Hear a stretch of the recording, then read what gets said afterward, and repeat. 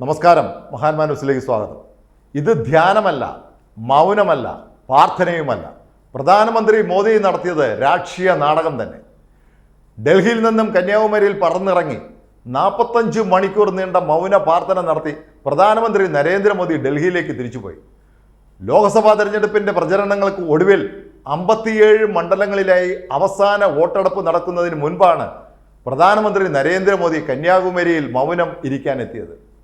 കഴിഞ്ഞ ലോക്സഭാ തിരഞ്ഞെടുപ്പിലും നരേന്ദ്രമോദി ഇതേപോലെ തന്നെ കേദാർനാഥിലെ ഒരു ഗുഹയിൽ ധ്യാനമിരുന്നിരുന്നു.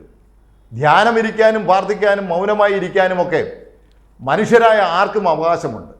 നരേന്ദ്രമോദി എന്ന നേതാവിനും ഇതിനൊക്കെ അവകാശവുമുണ്ട്. പക്ഷേ ഇവിടെ അതല്ല പ്രശ്നം. വെറും ഒരു നരേന്ദ്രമോദി എന്ന വ്യക്തി കന്യാകുമാരിയിലെത്തി ധ്യാനമിരുന്നാൽ അത് ആരും ചോദ്യം ചെയ്യുന്ന വിഷയമല്ല. നരേന്ദ്രമോദി 135 കോടി ഭാരതീയരിൽ ഒരാൾ മാത്രമല്ല, ഈ രാജ്യത്തെ ഭരിക്കുകയും ജനങ്ങളെ അഭിമുഖീകരിക്കുകയും ചെയ്യുന്ന പ്രധാനമന്ത്രിയാണ്. അതുകൊണ്ട് തന്നെ ആ പദവിയിൽ ഇരിക്കുമ്പോൾ അദ്ദേഹം പാലിക്കേണ്ട ചില കടമകളും നീതിബോധങ്ങളും ഒക്കെ ഉണ്ട്. ലോക്സഭാ തെരഞ്ഞെടുപ്പിൽ അവസാന വോട്ടെടുപ്പ് നടക്കുന്നതിന് മുൻപാണ് നരേന്ദ്രമോദി ധ്യാനത്തിനായി എത്തിയത്. ധ്യാനമിരിക്കുന്നതിന് മുൻപ് അദ്ദേഹം പ്രസ്താവിച്ചത് ആരും തൻ്റെ അടുത്തേക്ക് വരരുത് എന്നും ആരും തന്നെ ശല്യപ്പെടുത്തരുത് എന്നും ഏകാന്തത അനുവദിക്കണമെന്നുമൊക്കെയായിരുന്നു. കാരണം ആധ്യാത്മിക പ്രവർത്തനങ്ങളിൽ മുഴുകുമ്പോൾ ഒരാൾക്ക് ഏകാന്തതയും മൗനവും ഭക്തിപരമായ ജാഗ്രതയ്ക്ക് ആവശ്യമാണ്. എന്നാൽ ഇതെല്ലാം പറഞ്ഞുകൊണ്ട് നരേന്ദ്രമോദി ധ്യാനം തുടങ്ങിയപ്പോൾ പുറത്തു വന്ന ദൃശ്യങ്ങൾ ഈ പറഞ്ഞ കാര്യങ്ങളിൽ നിന്നും മാറിക്കൊണ്ടുള്ളതായിരുന്നു. ആരും തൻ്റെ ധ്യാന മണ്ഡപത്തിന് അടുത്തേക്ക് വരരുത് എന്ന് നിഷ്കർഷിച്ച ആളിൻ്റെ ധ്യാനത്തിലിരിക്കുന്ന പല ചിത്രങ്ങളും വീഡിയോകളും പുറത്തു വന്നു. കന്യാകുമാരിയിലെ വിവേകാനന്ദ പാറയിലെത്തിയ നരേന്ദ്രമോദി ചുറ്റിക്കറങ്ങി നടന്നു കാണുന്ന കാഴ്ചകളും വീഡിയോയായി പുറത്തു വന്നു.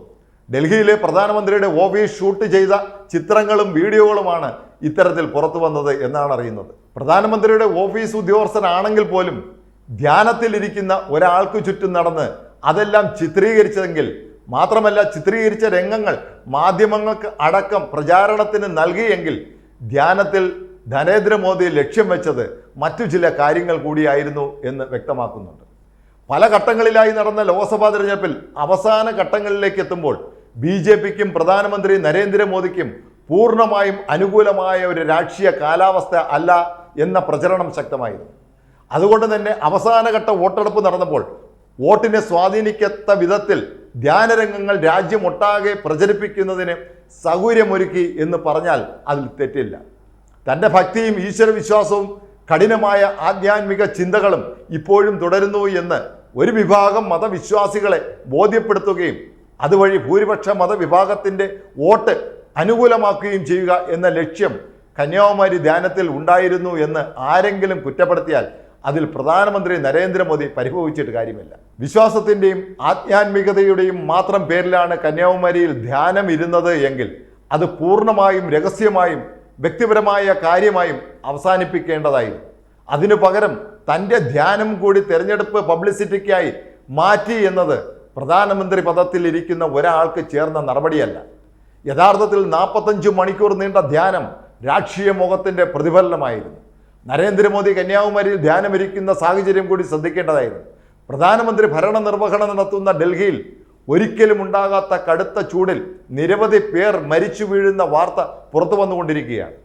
അപ്പോഴാണ് പ്രധാനമന്ത്രി നരേന്ദ്രമോദി ധ്യാന വിശ്രമത്തിനായി കന്യാകുമാരിയിലെത്തിയത്. ഇനി മറ്റൊരു കാര്യം കൂടിയുണ്ട്. കന്യാകുമാരിയിലെ വിവേകാനന്ദ പാറയും ദേവീക്ഷേത്രവും മറ്റും ടൂറിസ്റ്റുകൾ തിങ്ങിയെത്തുന്ന സ്ഥലമാണ്. ഇപ്പോൾ വിദ്യാർത്ഥികൾ വേനൽക്കാല അവധി അവസാനിക്കാറായ ഘട്ടത്തിൽ കുടുംബസമേതം കന്യാകുമാരിയിൽ എത്തിക്കൊണ്ടിരിക്കുന്ന സമയമാണ്.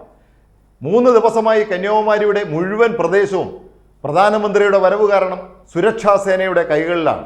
പുറമേ നിന്നും ആർക്കും അങ്ങോട്ട് പ്രവേശനം ഉണ്ടായിരുന്നില്ല. 100 കണക്കിന് ആൾക്കാരാണ് കന്യാകുമാരിയിലെത്തി നിരാശയോടെ മടങ്ങുന്ന അനുഭവമുണ്ടായത്.